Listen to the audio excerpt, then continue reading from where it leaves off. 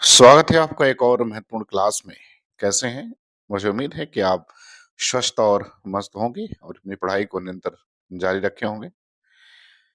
यदि आप LT grade, TGT, PGT, JRC, GDC, NET, JRF इन परीक्षाओं की तैयारी कर रहे हैं तो ये क्लास आपके लिए बहुत महत्वपूर्ण है। यदि आप हमारे चैनल पर पहली बार हैं तो आप चैनल को सब्सक्राइब कर लें। यदि आपने सब्सक्राइब किया है तो आप वीडियो को लाइक जरूर करें। तो चलिए शुरू करते हैं आज की एक महत्वपूर्ण क्लास। पहला सवाल कह रहे कि उपचार और नीच विचारने ना और अंतर व छवि को घर है। हमको वह चाहे कि चाहे नहीं, हम चाहिए वाही विधार है। इन पंक्तियों के रचनाकार कौन है? ए बोधा, बी चिंतामणि त्रिपाठी, सी घनानंद और डी बिहारी लाल। तो आपको पहले प्रश्न का उत्तर बताना है कि ये पंक्ति जो है वो किसके द्वारा लिखित है। तो ये पंक्ति बोधा की है। तो विकल्प ए इसका उत्तर क्या होगा? वो सही हो जाएगा। सवाल नंबर दूसरा कह रहा है कि शिवराज भूषण में कितने अलंकारों का निरूपण हुआ है? तो आपको सवाल नंबर दूसरे का उत्तर बताना है कि शिवराज भूषण में कितने अलंकारों का निरूपण हुआ है। ए कह रहा 15, बी 51, सी 99 और डी कह रहा 105। शिवराज भूषण कवि भूषण की प्रसिद्ध रचना है जो एक अलंकार निरूपक ग्रंथ है। इसमें अगर हम बात करें तो 99 जो है अर्थालंकार, 4 शब्दालंकार और दो चित्र और संकर नामक अलंकारों का जिक्र किया गया है। और इस तरह से कुल जो है इसमें 105 अलंकारों का वर्णन है। तो विकल्प डी इसका उत्तर क्या होगा? वो सही हो जाएगा। बात करते हैं सवाल नंबर तीसरे की। कह रहा है कि निम्नलिखित में से कौन सी रचना सेनापति की है? ए रसराज, बी कवित्र रत्नाकर, सी राम रसायन और डी कह रहा है भाव विलास। तो जो रचना सेनापति की है उसके बारे में आपको बताना है। तो सेनापति की रचना विकल्प बी है कवित्र रत्नाकर। ये रचना सेनापति की है। सेनापति के मुख्यतः दो ग्रंथ माने गए हैं, एक कवित्र रत्नाकर है और एक काव्य कल्पद्रुम है। कविता रत्नाकर इसमें 5 तरंग हैं और 394 छंद में राम कथा का वर्णन किया गया है। सवाल नंबर चौथा कह रहे कि इतिहास तिमिरनाशक ग्रंथ के रचयिता कौन है? आपको ये बताने कि ग्रंथ किसके द्वारा लिखित है। ए राजा लक्ष्मण सिंह, बी राजा शिव प्रसाद सितारे हिंद, सी बालकृष्ण भट्ट और डी कह रहा है भारतेंदु हरिश्चंद्र। तो चौथे प्रश्न का उत्तर आप बताना किसका सही उत्तर क्या हो जाएगा।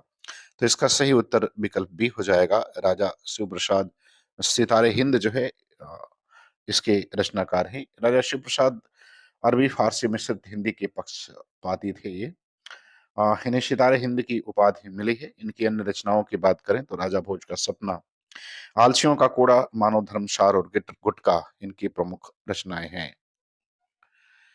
सवाल नंबर 5 कह रहा है कि जिस नाटक में एक ही अंक होता है उसे हम क्या कहते हैं? ये आपको बताना है। ए डायरी, बी आत्मकथा, सी एकांकी और डी कह रहा है रिपोर्टाज। तो जिस नाटक में एक अंक होता है उसे हम एकांकी कहते हैं। विकल्प सी उत्तर इसका क्या होगा? सही हो जाएगा। सवाल नंबर छठवें पर आते कहते निम्नलिखित में से कौन सा विष्णु प्रभाकर द्वारा रचित नाटक नहीं है? तो आपको विष्णु प्रभाकर के द्वारा जो रचित नाटक नहीं है उसके बारे में बताना है। ए कर हत्या के बाद, बी कर अंधी गली, सी कर डॉक्टर और डी कर कि नौ प्रभात। तो आपको ये बताना है कि कौन सा नाटक इसमें जो है वो विष्णु प्रभाकर के द्वारा रचित नहीं है। तो वो अंधी गली जो है वो उनके द्वारा रचित नहीं है। विकल्प 20 छठवें का सही हो जाएगा। अंधी गली जो है वो उपेंद्र नाथ अ, अस्क का अस्क की एकांकी है। तो विकल्प बी सही होगा। सातवां सवाल कह रहे कि छाया मत छूना मन ये उपन्यास किसका है? छाया मत छूना मन उपन्यास ये किसके द्वारा लिखित है? ए हरीश सुमन बिष्ट, बी हिमांशु जोशी, सी शैलेश मटियानी और डी सुभाष जोशी। तो आपको बताना है कि उपन्यास किसका है। तो ये उपन्यास हिमांशु जोशी का है। विकल्प बी इसका उत्तर क्या होगा? सही हो जाएगा। अब आते हैं सवाल नंबर 8 कह रहे हैं कि निम्नलिखित में से कौन सा सुमेलित नहीं है? तो आपको ये बताना है कि कौन इसमें सुमेलित नहीं है वो बताना है।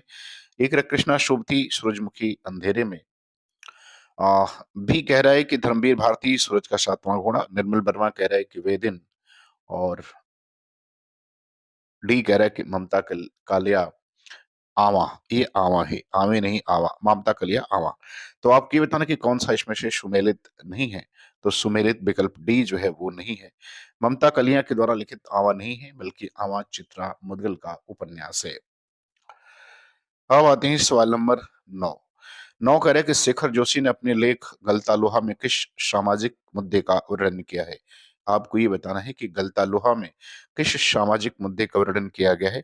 ए कह रहा है शैक्षणिक पिछड़ापन, बी अंधविश्वास, सी बेरोजगारी और डी कह रहा है कि जाति विभाजन। शेखर जोशी का जन्म 1932 में अल्मोड़ा उत्तरांचल में हुआ था। तो आपको ये बताना है कि इन्होंने अपने लेख गलता लोहा में किसका जिक्र किया है, किस सामाजिक मुद्दे का। तो जाति विभाजन का। विकल्प डी इसका उत्तर जो है वो आपका सही होगा। 10वां सवाल कह रहे हैं कि जॉर्ज पंचम की नाक कहानी किसके द्वारा लिखित है। ए कमलेश्वर, बी अज्ञे, सी भीष्म शाहनी और डी कर हरिकृष्ण प्रेमी। तो 10वें का उत्तर देना है जॉर्ज पंचम की नाक। तो जॉर्ज पंचम की नाक कहानी जो है वो कमलेश्वर के द्वारा लिखित है। विकल्प ए उत्तर सही होगा। 1972 में समानांतर कहानी आंदोलन का प्रवर्तन किया इन्होंने। राजा निर्मशिया, कस्बे का आदमी, खोई हुई दिशाएं, मांझ का दरिया, ये कमलेश्वर की प्रमुख कहानी जो है वो संग्रह है।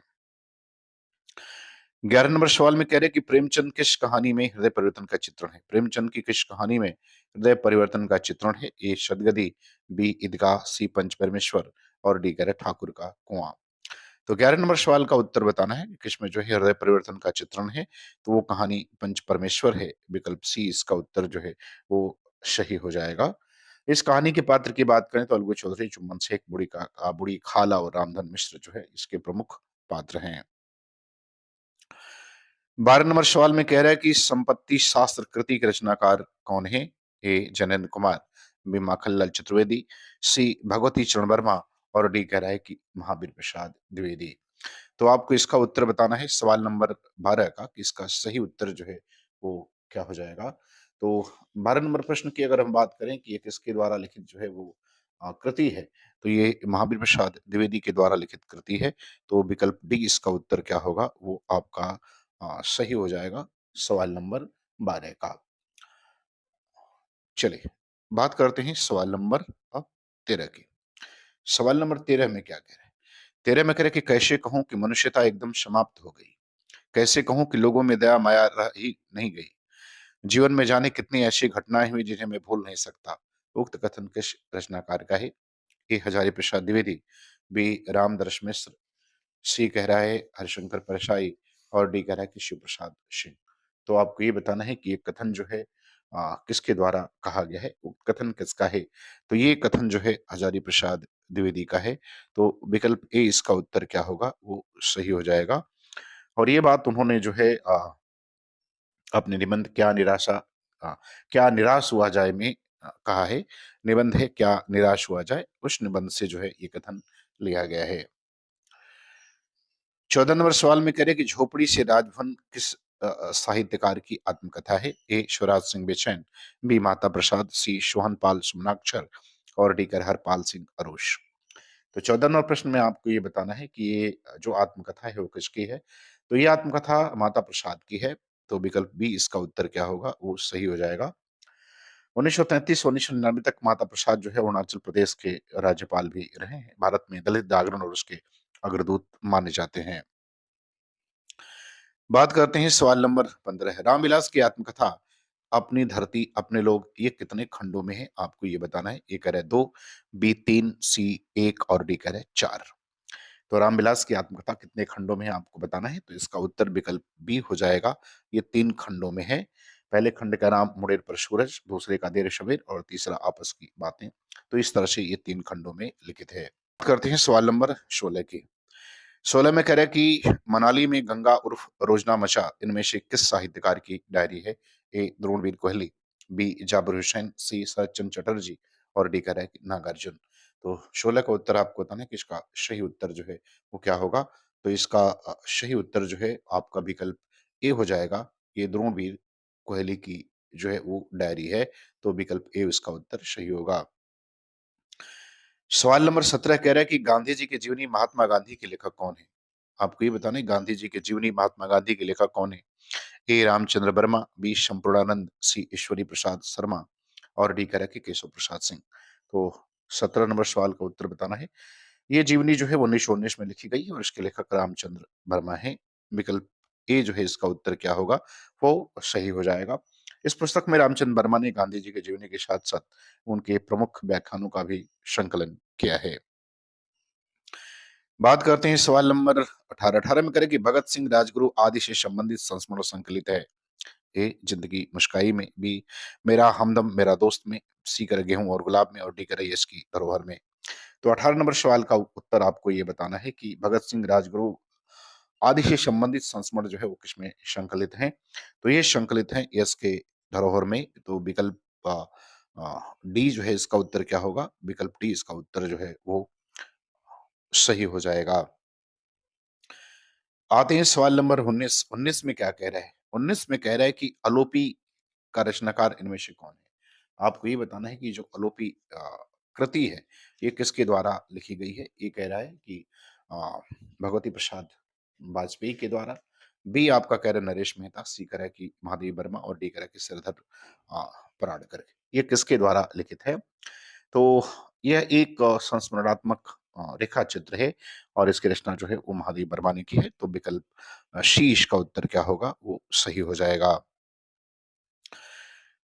सवाल नंबर 20 में कह रहे हैं कि लोहे की दीवार के दोनों ओर ये कृति किसकी है? आपको ये बताना है कि लोहे की दीवार के दोनों ओर ये कृति किसकी है? ए कह रहा है अग्नि, बी सत्यदेव परिव्राजक, सी कह रहा है यशपाल और डी राहुल सांकृत्यायन। तो 20वें सवाल का उत्तर देना है, इसका सही उत्तर क्या हो जाएगा? तो इसका सही उत्तर विकल्प सी हो जाएगा। ये यशपाल के द्वारा अ, लिखित जो है एक यात्रा वृत्तांत है।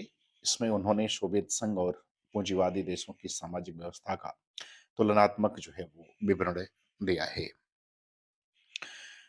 21 नंबर सवाल पर आते हैं। कह रहे कि खुली आंखों का सपना यात्रा वृत्त के लेखक कौन है? ए कह रहा है मुरलीधर मृदुल, बी कह रहा है हरिशुमन बिष्ट, सी कह रहा है क्षितेश आलोक और डी कह रहा है कि वल्लभ डोभाल। तो 21 नंबर प्रश्न का उत्तर बताना है कि खुली आंखों का सपना जो है ये यात्रा वृत्तांत किसका है?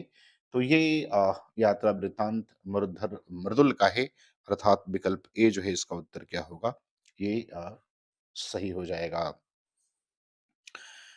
22 नंबर सवाल पर आते हैं। करें कि हिमांशु जोशी के यात्रा वृत्तांत का शीर्षक क्या है? ए सूरज चमके आधी रात, बी करे मेरी जापान यात्रा, सी करे भारत भ्रमण के दिन और डी करे की लंका यात्रा।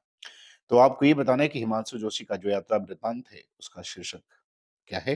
तो उसका शीर्षक सूरज चमके आधी रात। तो विकल्प ए उत्तर इसका जो है वो सही हो जाएगा।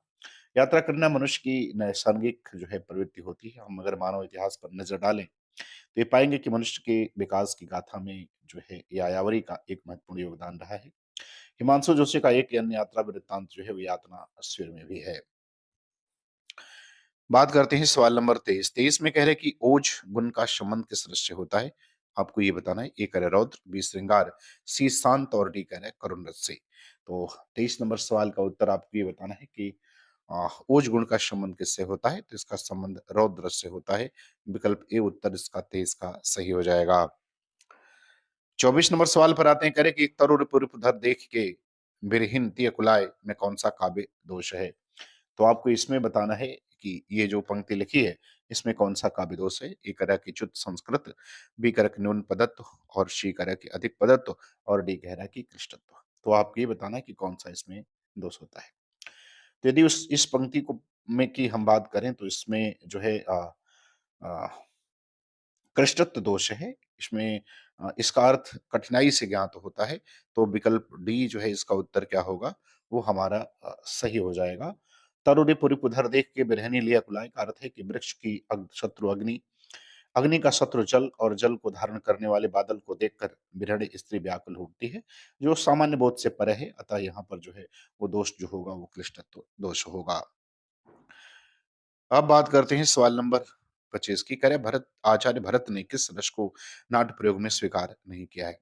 तो आपको था ना कि भरत मुनि ने किस रस का प्रयोग जो है नाट्य में स्वीकार नहीं किया। ये शांत भी, करुण सी, भयानक और डी कह रहा है कि अद्भुत रस। तो 25वें प्रश्न का उत्तर बताना है कि इसका सही उत्तर क्या हो जाएगा। तो इसका सही उत्तर जो है आपका विकल्प ए होगा। शांत का प्रयोग जो है उन्होंने नाट्य के लिए नहीं किया है। अब आते हैं सवाल नंबर 26। 26 में कह रहे हैं कि नीरवता सी शिला चरण टकराता फिरता पवमान उपयुक्त पंक्ति में कौन सा दोष है? तो आपको इसमें भी क्या बताना है? इसमें काव्य दोष बताना है। तो ए कह रहा है कि दुःश्रवता, बी कह रहा है अप्रयुक्त, सी कह रहा है च्युत संस्कृत और डी कह रहा है क्लिष्टता। तो आपको ये बताना है कि इसमें कौन-सा काव्य दोष है? तो इस पंक्ति में जो है वो अप्रयुक्त काव्य दोष है, तो विकल्प बी इसका क्या हो जाएगा? वो उत्तर इसका सही होगा।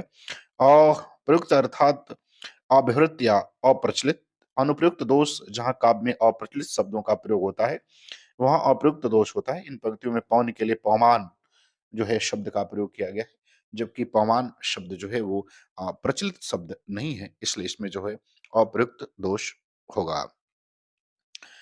बात करते हैं सवाल नंबर 27। 27 में कह रहे कि निम्नलिखित पंक्तियों में कौन सा रस है? श्री कृष्ण के शून्य वचन अर्जुन क्रोध से जलने लगे, सब शोक अपना भूल कर करतल युगल मलने लगे। तो बताना कौन सा रस है? ए रौद्र, बी हास्य रस, सी अद्भुत रस और डी कह रहा है कि बीभत्स रस। तो 27 वाले प्रश्न का आपको उत्तर बताना है कि इसका सही उत्तर क्या होगा। तो इसमें जो है वो रौद्र रस है, विकल्प ए उत्तर इसका क्या होगा वो सही हो जाएगा। रस का शाब्दिक अर्थ आनंद होता है। अब आते हैं सवाल नंबर 28। 28 में कह रहा है कि कहती हुई उत्तरा के नेत्र जल से भर गए, हिम के कणों से पूर्ण मानो हो गए पंकज में। तो आपको ये बताना है कि इसमें कौन सा छंद है? इन पंक्तियों में छंद कौन सा है? ए सवैया, बी सोरठा, सी दोहा और डी कह रहा है हरिगीतिका छंद। तो बताना कि कौन सा छंद इसमें है? तो इसमें जो छंद है वो हरिगीतिका छंद का प्रयोग किया गया है, विकल्प डी सही होगा। हरिगीतिका छंद 28 मात्राओं का छंद होता है। इसमें 16 और 12 की अति विराम होता है और अंत में लघु और गुरु का प्रयोग ही अधिक प्रचलित होता है। 29 नंबर सवाल पर आते हैं। कह रहे हैं कि लोक विद्या प्रकृण्यच काव्यांगनी, काव्य हेतु के संदर्भ में यह परिभाषा किसके द्वारा दी गई है? ए बामन, बी भामा, सी दंडी और डी आनंदवर्धन। तो 29 वाले प्रश्न का उत्तर आपको बताना है कि इसका सही उत्तर क्या होगा। तो इसका सही उत्तर विकल्प ए हो जाएगा। ये परिभाषा वामन के द्वारा दी गई है।